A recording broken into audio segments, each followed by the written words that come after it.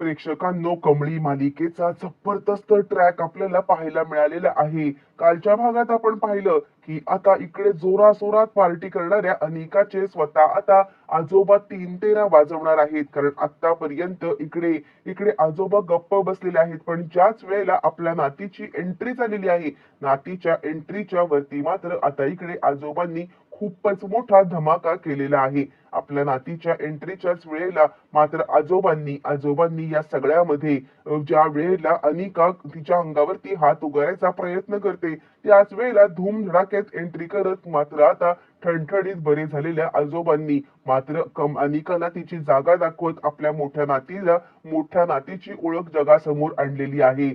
सगळ्यात महत्वाची गोष्ट म्हणजे राजनला आतापर्यंत जे सत्य माहित नव्हतं, जे सत्य नातीला माहित नव्हतं, ते सगळं सत्य समोर आणले. पण हा चमत्कार घडलाय तरी कसा? आजोबा या सगळ्यामध्ये ठणठणीत बरे झाले तरी कसे? आणि आता आजोबा बरे झाल्या कारणाने कामिनीची सगळी मुश्किल वाढले कशी? सगळं सगळं सविस्तरपणे इकडे आता आजी गेलेली आहे, ती म्हणजे देवाच्या म्हणजे एका मंदिरामध्ये. आणि त्यामुळे मात्र आता ती इकडे नवस बोलण्यासाठी गेलेली असताना आणि त्यानंतर मात्र आता इकडे नवस बोलण्यासाठी गेलेल्या अन्नपूर्णाचा फोन आलाय. आणि अन्नपूर्णाचा फोन आल्यावरती मात्र आता इकडे राजन आपल्या नोकराला सांगायला लागतो, हे बघ, आईला आणायला चाललोय मी, तू एक काम कर, बाबांकडे नीट लक्ष दे, त्यांना कोणत्याही प्रकारचा त्रास व्हायला नको आहे, त्यांना जे हवं नको ते आता सगळं बघ. असं म्हटल्यावरती तो आता सांगायला लागतोय, हो, तुम्ही अजिबात चिंता करू नका, मी या सगळ्यामध्ये काहीही झालं तरी आजोबांना मात्र आता हे करणार नाहीये, असं म्हणत राजन आता अन्नपूर्णाला आणण्यासाठी गेलाय. आणि तोपर्यंत मात्र इकडे अजूनही कमळीला माहित नाहीये की आजोबा आजारी पडलेत, आजोबांना काय झाले. कारण आपण पाहिलं की ज्या दिवशी आजोबांचा अपघात झाला त्याच दिवशी ती आणि निंगी गावाला गेले, त्यामुळे निंगी आणि तिला याच्याबद्दल काहीच माहिती नाहीये. आणि ही गोष्ट फक्त बंड्या आणि आता तोचपर्यंत इकडे ऋषी या दोघांनाच माहितीये. आणि त्यामुळे मात्र आता हे दोघ जण बरेच दिवस त्यांच्यापासून सत्य लपवण्यामध्ये यशस्वी जरी झाले असले तरी आता ज्या वेळेला कॅन्टीन मध्ये हे तिघ जण चर्चा करतायत की कशा पद्धतीने ऍडमिशन घ्यायचं.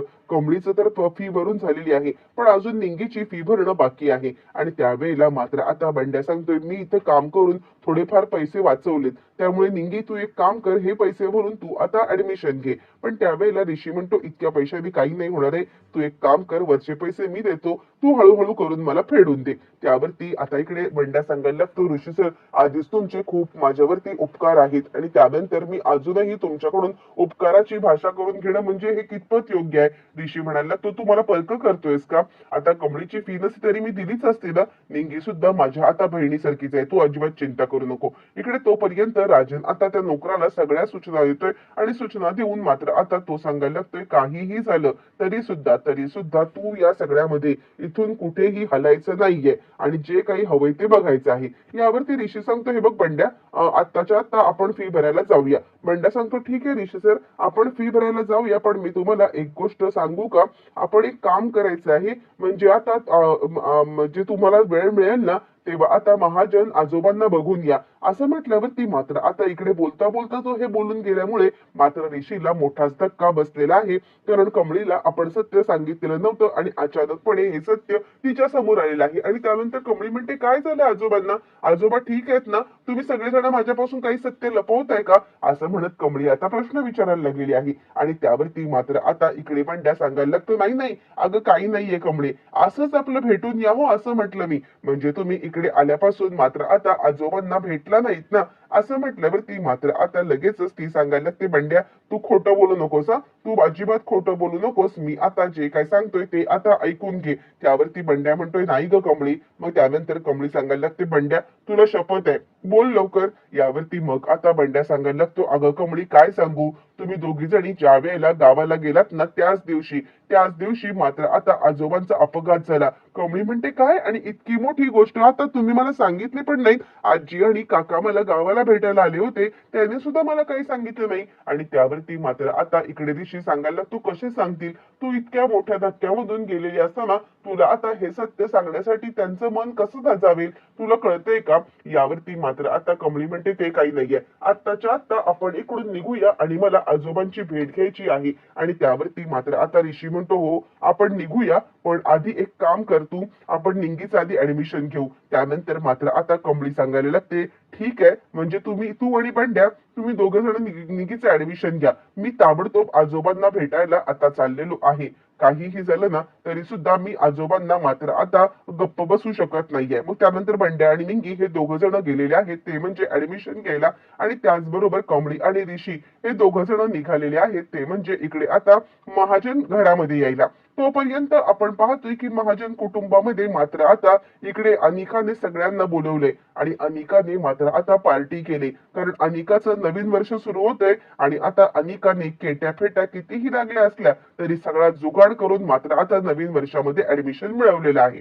आणि त्यामुळे अनिका हा सगळा प्रकार करते आहे आणि अनिका या सगळ्यामध्ये मात्र आता एन्जॉय करते आहे. काहीही झालं तरी सुद्धा मात्र आता मज्जा मस्ती हेच तिच्या आयुष्याचं ध्येय झालेलं आहे. आणि त्याचमुळे सगळी धमाल मस्ती चालू आहे, आवाज वाढलाय, ह्याची साथ रागिणी पण देते आहे. आणि या सगळ्यामध्ये आजोबा आतमध्ये एकटे आहेत. अजून राजन परत आलेला नाहीये, परत होण्याच्या मार्गावरती आहे, पण तो अजून आलेला नाहीये. त्याने अन्नपूर्णाला घेतले आणि दोघं जण कारमधून परत येत आहेत. आणि इकडे इतका सगळा गोंधळ झालाय, आजोबांचं बीपी शूट झालेलं आहे आणि त्यांना निवांतपणे अजिबात राहता येत नाहीये. आणि त्यामुळे आजोबांना मात्र आता धाप लागलेली आहे.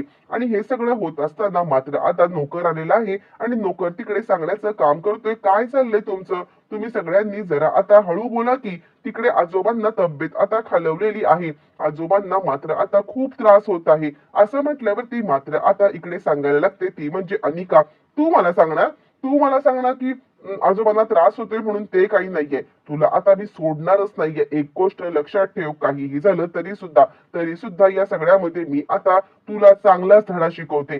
चल बाजूला हो. आणि तो सांगायला लागतो, असं काय करताय तुम्ही, जरा तुमचा आवाज फक्त कमी करा, तुमचा आवाज कमी करा जेणेकरून आजोबांना या सगळ्यामध्ये त्रास नाही होणार. त्यावरती ती म्हणते, अच्छा मी माझा आवाज कमी करू का, तुला आत्ता दाखवते मी माझा आवाज कसा कमी करते ती. असं म्हणत ते मी आता तिथली काठी घेतलेली आहे, काठी घेऊन बदड बदड त्याला मारायला लागलेली आहे. आणि त्यामुळे इकडे आजोबा हायपर झालेत. ही गोष्ट आता तिच्या लक्षातच येत नाही, कुणाच्याच लक्षात येत नाहीये. आजोबांना त्रास होतोय हे कुणाला कळतच नाहीये. आणि तो नोकर मात्र जो आजोबांची काळजी घेण्यासाठी आहे त्याला इकडे बाहेर मारलं जाते. पण त्याच वेळेला मात्र आता कमळी आणि ऋषी तिकडे आलेले आहेत आणि कमळी ती काठी धरते. आणि त्यानंतर आता इकडे सांगायला लागते, ती म्हणजे अनिका, तुझी हिंमत कशी झाली माझ्या घरात येण्याची, एकदा तुला या घरातून बाहेर काढलेलं आहे ना, मग परत परत परत परत या घरामध्ये येण्याची हिंमतच कशी केलीस, चल चालती हो. आणि ती आता सिक्युरिटी गार्डला बोलवायला लागते, हिला आत्ताच्या आत्ता इथून बाहेर हकलून द्या, ही मला पुन्हा एकदा इथे दिसली नाही पाहिजे. असं म्हटल्यावर ती मात्र आता रागिणी चिडली आणि काय ग, तुझी हिंमतच झाली कशी माझ्या घरात येऊन आता या सगळ्यामध्ये माझ्याच लेकीवरती हात उगारायची. असं म्हणत ती आता कमळीच्या अंगावरती जोरात खेकतच आहे. आणि त्यावरती कमळी म्हणते, जे तुम्ही करायला पाहिजे ते तुम्हाला करता येत नाहीये.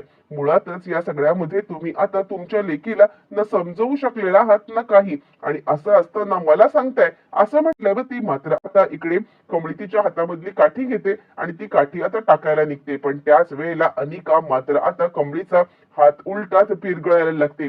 कमळीचा हात उलटा पिरगळत ती आता सांगायला लागते, खबरदार खबरदार, जर या सगळ्यामध्ये मात्र आता माझ्याशी पंगा घेतलास तर. असं म्हटल्यावर ती मात्र आता इकडे कमळी सांगायला लागते, तुझ्याशी पंगा, तू आहेस तरी कोण, अगं तुला साधी अक्कल नाहीये की तुझे मात्र आतमध्ये पडलेले आहेत. आणि असं असताना तू या सगळ्यामध्ये. पण तितक्यातच प्रेक्षकांनो राजन आलेला आहे. आणि राजन आल्यावरती मात्र आता तो पहिले धावत धावत म्हणजे त्याने मागच्या साईडने आजोबांच्या रूम मध्ये गेलेला आहे, ही पार्टी फ्रंट साईडला चाललेली आहे. आणि तेवढ्यातच मात्र आता तो इकडे नोकराला बोलवतोय आणि आता अन्नपूर्णा सुद्धा आतमध्ये यायला लागलेली आहे. आणि त्याच वेळेला नोकर धावत पळत तिकडे आलाय आणि नोकर आता सांगायला लागतोय की लवकरात लवकर बाहेर चला. तिकडे आता कमळीवरती काठी उगारायला लागलेली आहे, ती म्हणजे अनिका. कारण ज्या वेळेला कमळीने काठी धरले त्यावेळेला चिडलेली अनिका तिलाच मारण्यासाठी पुढे पुढे पुढे पुढे येत आहे. आणि तिला मारण्यासाठी पुढे पुढे येत असतानाच मात्र आता रागिणी तिकडे आली आणि रागिणी सुद्धा आता तिच्या कमळीच्या अंगावरती धावून गेलेली आहे.